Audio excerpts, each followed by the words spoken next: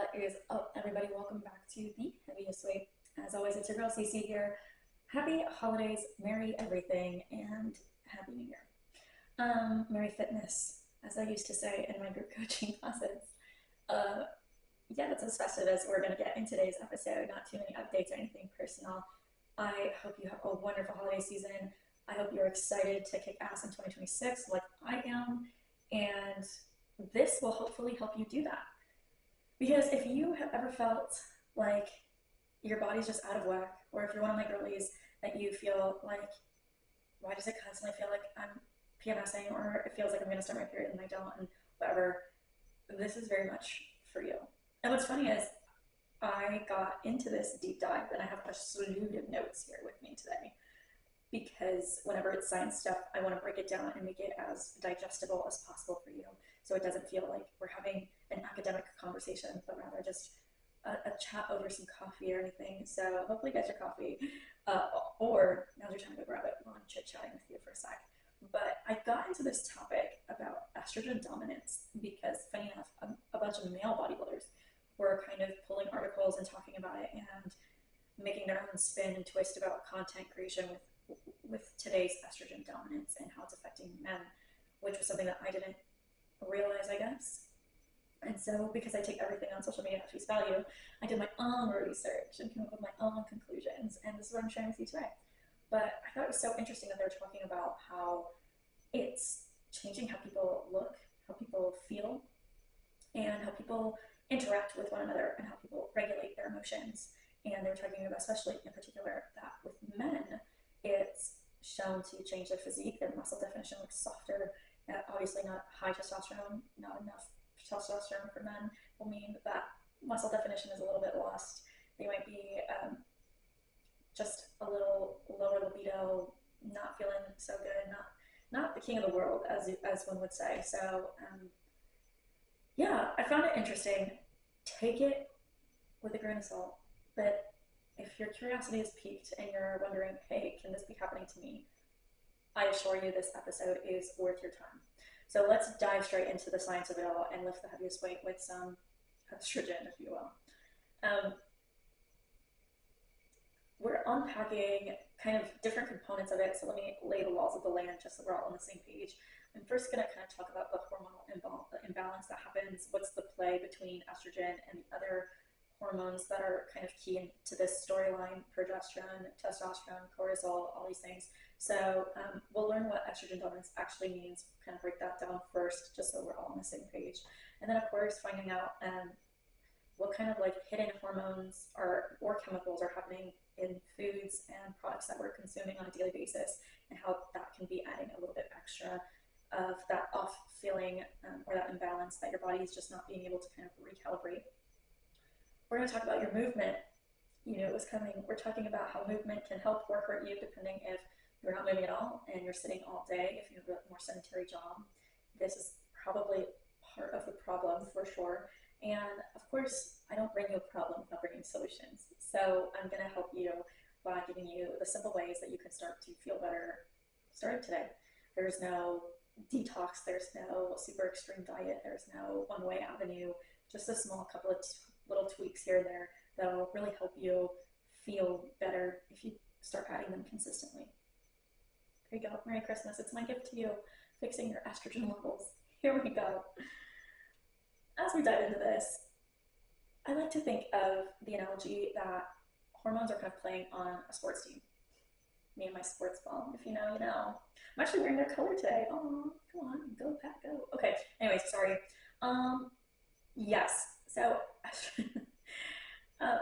in this analogy, if you want to think of it like offense, defense on the field type of thing, your hormones are all playing on the team. Everyone has their own role. Some people are defense, some people are offense, some people are front line, whatever. Whatever sport you want this analogy to be. That's why I don't want into the specifics of it. Okay. But estrogen, testosterone, progesterone, cortisol, they all need to stay relatively balanced, especially those sex hormones, those estrogen and testosterone. And balanced for you, right? If I'm talking to a male, that's going to look very, very different testosterone level than a female, and obviously vice versa with estrogen, and progesterone is in there too. All are required for all people, just so if you didn't know, now you know. But they all come into it a natural component and a balance. the moment that those things get out of alignment, or in this analogy, one player wants to be the star and kind of starts trampling over the other roles and responsibilities for the other players, you can see how this can get messy, right? So estrogen by itself isn't bad. I need you to know that. Please don't take that and run with it. Like, estrogen is required, again, for everyone, different levels for your different hormonal balance based off of who you are, but it's not bad. We need it for healthy skin, we need it for energy, we need it for libido, we need it for mood, emotional regulation, all these things. So again, estrogen dominance is just going back to that analogy where estrogen is now doing too much. She's doing the most. She is out here being extra. She is doing the most in compared to progesterone.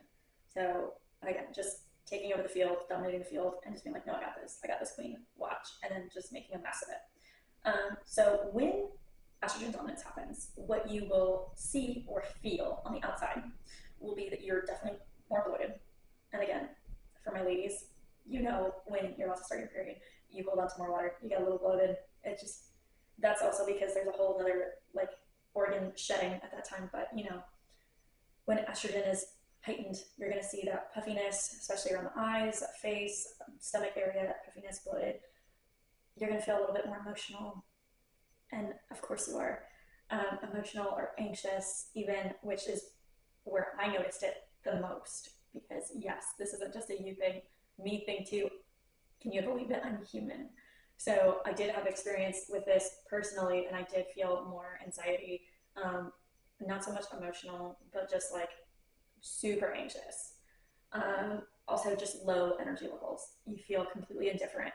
So it's a really weird mixed bag because you feel so uncomfortable in your own skin, but you're so unbothered. Like, you just want to hibernate almost. And again, most of these can be all tied in succinctly into the last little symptom you'll notice, which is like PMS, right? So PMS, or heavy cycles, and this also for me personally was something that I saw with myself, because I was never one to have a heavy flow. I was blessed, thank you God, I was blessed as the active one in my family. I was always so happy that my periods were like 3 days tops, and I had like a very light flow, and suddenly this all changed, and my period was inconsistent, my cortisol was crazy, my puffiness, and my flow was heavy, so I had heavy cramps and contract, like, it was like 180, completely different. So it just all plays into it. So if I just read the list of kind of like symptoms or things you experience, and you're like, check, check, check, check, don't freak out. Don't just go. This is not the time to stop the podcast 10 minutes in and go call your doctor and be like, oh my gosh, I'm estrogen dominant. What the do I do? Relax, relax, relax. I told you, it's not that serious.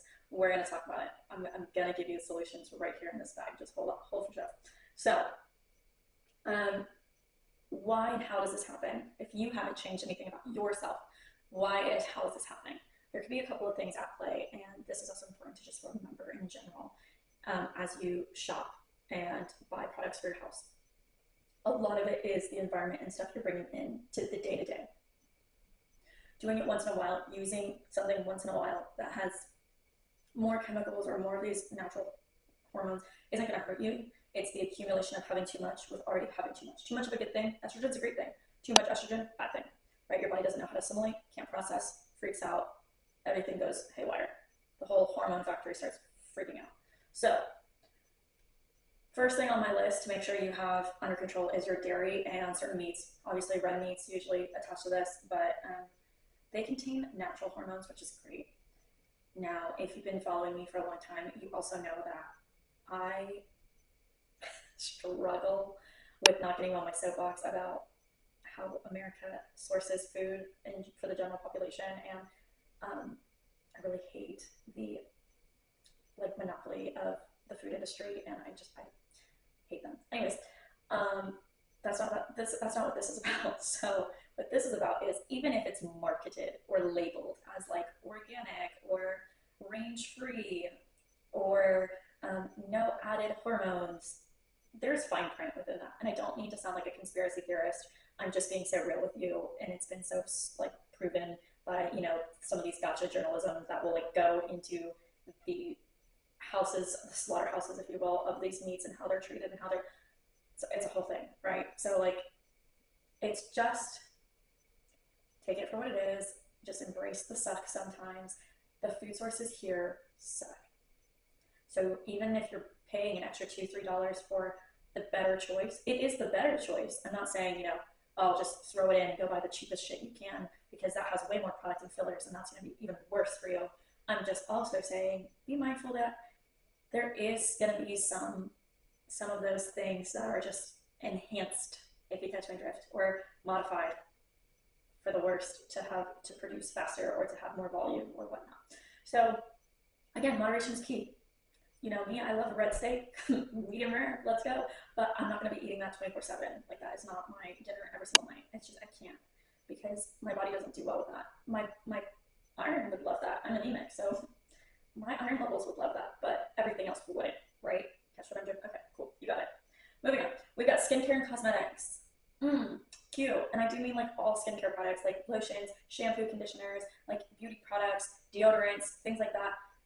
Listen, I'm a girl who sweats. I train hard. You will never catch me with some crystals as deodorant, all natural. That's some bull. Sorry. Sorry if I offend. And if somebody else loves those and it works for them, I love that for you. It does not work for me. I would smell like a field house on the side of a football stadium if I wore crystals as deodorant. I will wear super strong clinical strength stuff. Does it have some chemicals that will lead to this? Yes. Will I adjust accordingly with my other factors that I'm going to talk about later? 100%. Is it the end of the world? No, it's not. It's not. It's okay. I promise. Like I said, a little bit your body can assimilate. A lot of it your body can't assimilate. As long as you drill that, we're good as gold. So just making sure that all these cosmetics, beauty, and skincare routine things that you are buying and investing on and using your hard cold cash to get, they're paraben free, they're as natural as possible. Again, and then this is actually tying into my second one, or my last one. I can't count. Plastics and packaging. All of those beauty products come in plastic bottles, do they not? Interesting, isn't it? Anyways, plastics, if you didn't know, I learned this during my last prep. I actually went to see a specialist about this, and I had to get rid of all my Tupperware. My meal prep containers were all plastic. And when I did, my inflammation went down dramatically. In fact, I'm going to post it on the Heaviest Weight Instagram. So if you want to see what the hell I'm talking about, go to heaviest_weight_podcast. Make sure you're following me there. And I will literally do the side-by-side photo of what I looked like in prep with the plastics. And then a week later when I took the plastics out, it was crazy. I looked so different. And I haven't turned back since. My body just does not like plastics. So plastics and packaging, and that's including the packaging of your food, the packaging of your beauty products. So again, you can see how it's the small things are adding up already, because if the food has a lot of hormones and then the packaging has a bunch of chemicals that mimic estrogen and estrogen-like effects, and your body treats it as such, you combine the two and now it's a lot more than you originally anticipated, because you're consuming one and then there's one that's always in there too. So it adds up quick, you guys. So again, we'll talk about how this all has simple solutions. Don't freak out. I promise, don't freak out. But these endocrine disruptors basically act, all of them, the plastics and the hormone additives and all the parabens and things like that, they all act like fake estrogen. So it really disrupts that system that we were talking about. If you're going back to the team analogy, if you have your starting lineup on the field and then suddenly your second string comes in, the ref's gonna call a flag on, you know what I mean? Delay of game, because who the fuck's this guy? Why is he here? And it's just very confusing. And then you're pulling the wrong people off the field, and then all of a sudden you have two of the same. It doesn't make sense. And so if it wouldn't make sense in the field, it definitely doesn't make sense in your brain, and it definitely doesn't make sense in your body. Right? Cool. A study in 2022 showed not just the obvious. So this has been linked, these compounds specifically that I listed were linked in the study in 2022, that hormone levels were changed permanently. The baseline is now consistently, estrogen was way higher in production than it needed to be for normal health markers. And the mood regulation, so how you interpreted the events happening around you, how you chose to react, that all got disrupted and changed just from these factors adding in over time and causing that dominance and causing that buildup. And that's a pretty recent study, so, trust the science behind this. Now, I know that all was very overwhelming as far as well, that's a lot of outside sources. What am I supposed to do? I'm not going to go raise my own livestock to eat cleaner. What the hell, Cece? I hear you. But you know what I'm going to say? There are some things in your control, and here's one of them: your movement. Your movement can make or break this, right? So, you know how I always say movement is medicine? It's back. Movement is medicine, you guys. So, when we're sedentary, aka a remote job, corporate job, almost every job I can think of, I don't know how people sit still. I have a hard time sitting still in a movie. And if you're friends with me, you know that. And if you know me long enough, you know that. Like I'm a walker. I can walk forever. But the moment you put me to sit still, it's tough. It's tough. I'm struggling. So all that to say, if you're sedentary, your metabolism slows down. Your metabolism slows down, your stress hormones rise. When your stress hormones rise, our mood plummets. It's a chain reaction. This is also something that I didn't know. Fat cells themselves produce an estrogen through an enzyme called aromatase. So basically, the less we move, we tend to store body fat, right? And then that then will increase estrogen levels. So when I was just telling you about how when you're sedentary, your metabolism slows, stress, cortisol rises, your mood plummets, you're like, how does that affect estrogen levels? If it's about cortisol, well, voila, here we are. Because more stored body fat, more the aromatase, the enzyme, is going to then move that stored body fat and increase estrogen levels. So the movement helps the body use the hormones instead of just letting them build up, right? Because earlier when I said cortisol will stay in your body because it has nowhere else to go, same thing with estrogen. If you have that stored body fat and all of these estrogen levels up and you're just sitting on your ass, it's not helping you. It's just not. I also like to use visual analogies. So if you think of exercise kind of being like the janitor to clean up and reset, the next day, like a school janitor. You know how like after, when I went to school, it was like 3 o'clock. I don't know what the hell school is anymore. But like during school hours, the janitors were just taking out trash, low-key maintenance, like just fixing stuff here and there, whatever. But it wasn't until the end of the day, 4 o'clock, not that I was ever in detention, but if I was, you would see them leaving, like when you were leaving detention, you would see them like doing the deep clean. And it's very much that. The janitor is completely resetting for the next day, regulating and balancing those hormones. So exercise helps regulate and neutralize all those hormones using the excess that you might accumulate. So if you're not doing the exercise, if you're not moving the body, there is no janitor. And so the mess stays for the next day and the next day and the next day. And you can see how that could pile up into chaos. If you've ever had to clean up after kids, you know that that's chaotic as hell. So you need the janitor, right? Again, in a 2024 study, more recent study, research showed that exercise boosts the brain chemicals that fight depression and help balance estrogen and progesterone naturally. So all of that to say, and I'm actually gonna link one of the episodes, one of my first episodes from the Heaviest Weight. I'm gonna link it in the show notes here because there was a whole podcast episode I did about how you can fight and battle against depression naturally with exercise and proper nutrition and getting sunlight, like all of these natural ways to help your body regulate your balance, your hormones. And because I know a lot of people don't want to be on antidepressants their whole life or don't want to have to stack medicine as their situation gets a little bit heavier or the drugs stop working as well as they did in the initial. So this actually ties in beautifully to that episode. So I'll tie it into the show notes if you're interested in dabbling with a little bit more of that research or what that study looks like, because it's true. Movement, and I say it all the time, movement is medicine because it helps regulate, it helps reset, and it helps counteract any of those imbalances that can feel so hard to get control of. So also with the mood, so we talked about the physical and the mood now, talking about more of the emotional side of it. Obviously we said estrogen dominance shows up in a lot of different ways, puffiness, bloatiness, and all of this emotional regulation and kind of just feeling super like constantly crying or heavy or emotional, just like super emotional drained. And that's because estrogen affects the serotonin and the dopamine and also increases cortisol. So like her and her bestie, cortisol will go up and they'll kind of bully your serotonin and dopamine and they'll go down. So when your hormones are off and you're estrogen heavy, your mood will constantly follow. And I know I mentioned at the beginning that I personally experience this with anxiety, but you will also feel a little bit irritable. You'll just have a lower threshold to deal with life and to deal with problems. You'll be emotionally drained.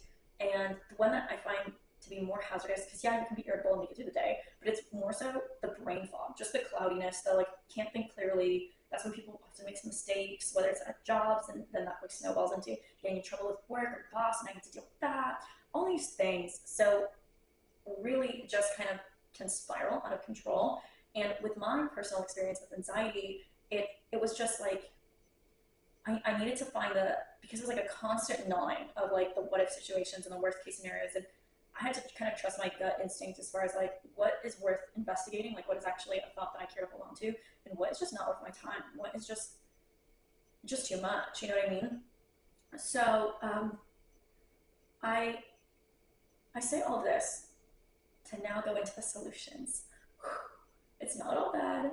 It's the easiest ways that I feel can really improve. And again, these are things that I did and I encourage you to do as well. You can't control all of the environmental problems. You can't control all of the hormone imbalance, but you can reduce the load and you can implement these simple tactics to kind of just help balance and serve your body best, right? So number one on my list is to move daily. And I don't just mean if you move at your job or if you know, move doing your daily errands or whatnot. No, that's just what you do on the daily. I mean moving daily because movement is purpose, not because you're moving to get you from point A to point B. Setting aside time to go for a walk, to do your strength training program, to lift, to go dance in the living room if you want. I don't care what it is. Like, just literally move with intention of moving, because that's going to help your brain chemistry. That's going to be that janitor that I was talking about. It's going to help reset. Eating clean herb. I'm all about balance. This isn't me plugging my coaching or nutrition program or like anything like that, although I'm here if you need me. But I just mean eating less processed food, less prepackaged food, and let me be real and also say eating less fast food. I know it's convenient. I know it tastes so good, I'm sure, whatever, but eating it here and there is fine. But eating fast food all the time, it is not the top quality meat. They're not, I don't care where you go for fast food. It is not high quality food. And they don't care about their oils or additives or anything like that. They don't care what kind of products are sitting by it. And everything's wrapped in plastics and all kinds of cheap ass material. So you're not getting anything beneficial out of that. You're getting satiated, great, but you're getting a lot of shit for it. So it's better to just skip it. If you're gonna have a meal, just have a good one. Simple enough. And of course, making sure you have enough vitamins and nutrients to help. And that's going to be your fruits and veggies. Definitely put some greenery on your plate, always. Ditch the plastics if and when possible. And I do mean, that kind of ties into like my little junk food tangent. Like, that's with everything. Like your drinkware, your glassware, your silverware should be, metal, steel, whatever, for all your food storage, glassware. Like, really, really try to minimize plastic when you can. Even if it says BPA free, again, how much do we trust a sticker? Like, it's just better to eliminate the opportunity. How's that? Check on your beauty products. Check on all of the things that we talked about earlier, skincare routine, hair, all of that stuff. Make sure that it's paraben free. Make sure you're putting the best, cleanest products that you can for yourself and what you're looking for. That's different for everyone, so to each their own. And then, of course, I feel like this one's always on my list at some point, your stress and sleep. You need to be able to kind of have that calming system of your nervous system to reduce your cortisol. You need to be able to get a good night's rest so that you can reset, so that you can recalibrate your body for the next day, and so that it doesn't build up and just a nice deep breath. So you really don't need teas. You don't need to uproot your whole schedule, your life. You don't need to try intermittent fasting. You don't need to go to an all vegan diet because all of a sudden Cece said dairy and meat are bad. None of that is true. You just need to implement simple little steps to help regulate your body a little bit better. Again, if this resonates with you, you're not alone. If you're feeling this and I'm feeling this, that means somebody else you know is also going through the struggle. So as always, you can send them this video, you can send them this podcast, you can tell them what you've learned today. But the point is that everything might not be in your control as far as the problems, but the solutions are, which is great because that means you can solve it on your own. You don't need a doctor's appointment. You don't need some crazy magic supplement. It's just small little tweaks that you can do each and every day. Your hormones, your energy, and your mood are all part of the same conversation. So as long as you're listening to your body when it's trying to speak to you, you can take control. You know how to respond. And that is it for my estrogen dominance 101. And why your mood is being messed up by your hormones and how to solve it. As always, my DMs are open. I do have a metabolic reset guide, so if you are interested in seeing how that ties in to a lot of the estrogen dominant things that we talked about today, all you have to go to is my coaching Instagram, cc_fitness17. That is me.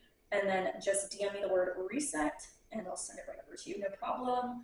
Other than that, keep on keeping on, keep kicking ass, enjoy the rest of 2025, and I will talk to you right when the new year starts. I'll see you then.